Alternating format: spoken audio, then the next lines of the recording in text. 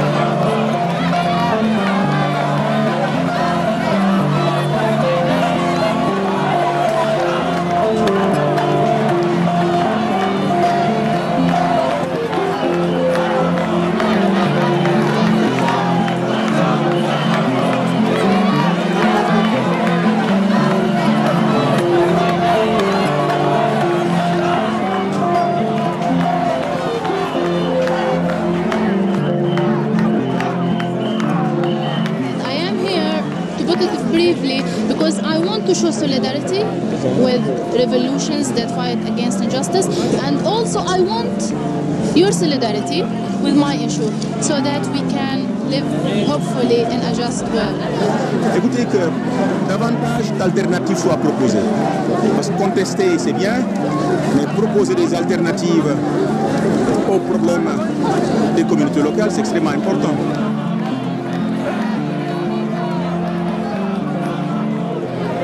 Alors j'attends du Forum social mondial beaucoup d'informations, des rencontres. D'abord, je lutte pour la justice sociale. L'égalité des chances est nécessaire si on veut aller vers la démocratie. Il n'y a pas de démocratie politique, arithmétique, sans une démocratie sociale. Ça n'existe pas.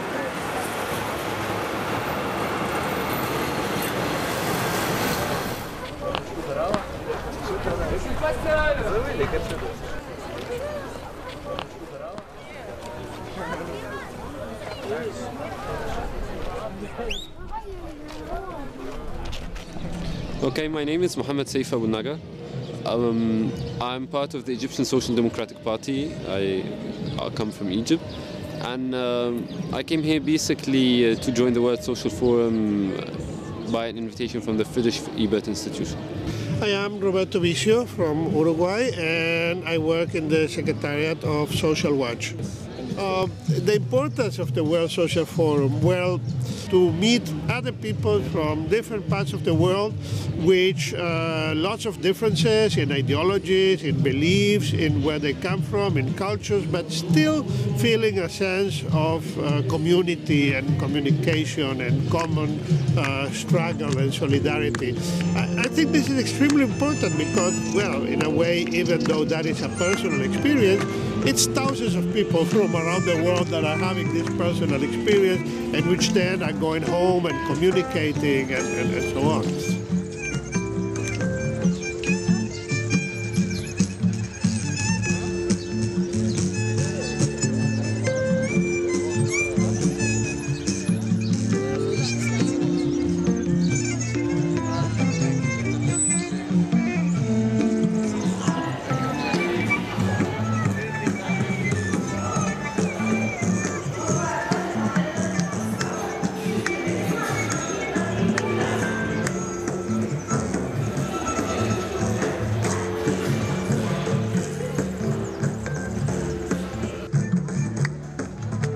We're going to start the the World Social Forum for the Friedrich-Ebert-Stiftung with the workshop entitled Health for All or Profit for Few. The World Social Forum as a whole has been given the title Dignity. And I believe that dignity is also cannot be separated from the issue of justice. Without dignity, there's no justice. Without justice, there is no dignity. And here we talk about the most basic of all issues that has to do with justice and dignity, which is health. Because health is, of course, a universal human right, yet one of the most unequally distributed rights that the world has.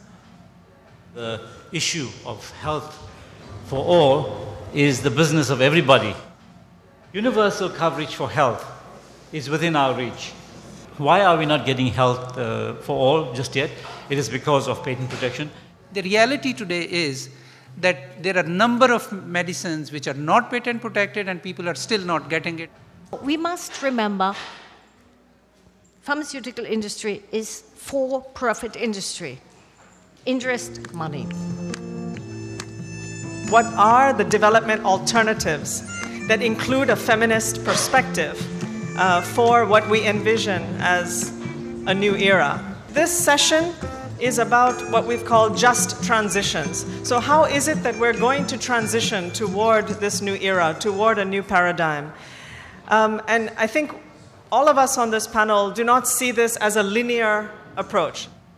Sustainable development, sustainability, whatever we want to call it, is not gender equal by default. We have to do, and we have to take concrete action in order to assure that this is gender equal. We need to put really the sustainability of livelihoods and the planet in as the main objective of our development strategies and subordinate the production and the financial system to serve to that objective. You know that the logic of profit is against the logic of redistribution and social justice. We're going to tackle the causes and aims of the popular uprisings in the Arab world, looking at different examples. For me, I believe that mobilizing masses comes from the regime itself. They mobilize their own masses. We as activists and people working in the civil society, we can't tell someone to go protest unless they have poverty problems, socioeconomic problems. They see human rights violations every day. That's what makes them go to the streets. This revolution came for dignity and bread. Le peuple tunisien a gagné beaucoup de ces derniers événements. Tout d'abord, le peuple a imposé sur le système, qui est toujours en place, sa liberté d'expression. Aujourd'hui, en Tunisie, on parle dans les cafés, dans les facultés, les universités. C'était pas possible avant, sous le régime de Ben Ali. Donc ça, pour nous, c'est une première étape. We need to work down on the streets, connect with the people, go down to the grassroots, fill the gap of the civil society.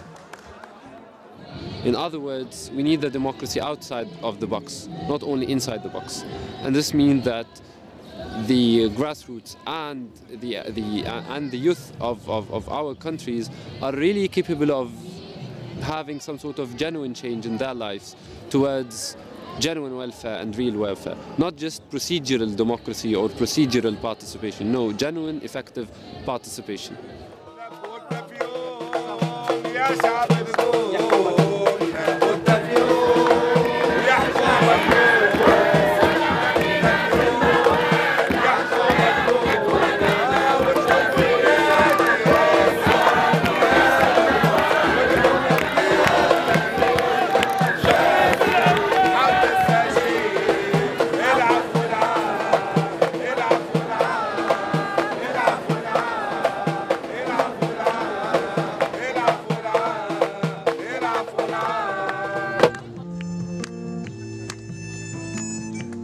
We all believe, I think, that another world is possible.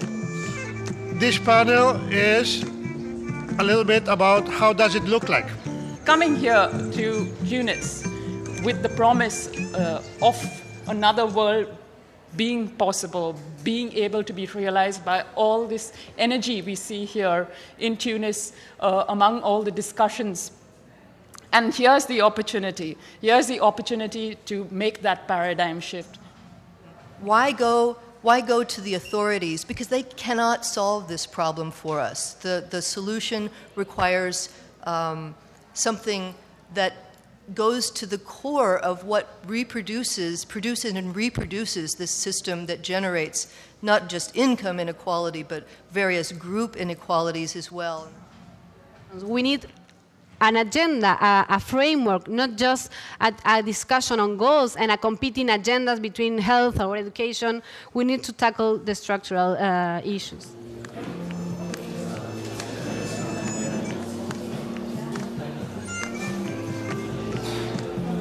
We really try to find out how can we fight unemployment and especially youth unemployment. What's the analysis? What went wrong and what can we do in the future to prevent this and to fight against youth unemployment? Youth is not an homogeneous concept. There are gender differences, there are differences related to the level of qualifications, there are differences related to the social background of the young people, so we have to take into account these differences. It's a profit-based model of capitalism that we have in Europe. And this model is basically hollowing out the possibilities of Europeans in general, especially European young people, to contribute to the economy because it's creating more and more imbalances and a more and more unequal economic structure. We need to change the competitive to cooperation. I do hope that we can have more and more forums in democratic conquered spaces like in Tunisia after the Spring Revolution. The forum is helpful, but it's not enough. I think the forum is just one step to build up the networks that we are aspiring for, but it shouldn't be a destination. It is just part of the journey, it's part of the process. What we need to do is to build up. So next year what we need to do is to evaluate what we have done and achieved from the networking that we've done this year, and so forth. This is what we really need, this is what we really need, to build up upon it.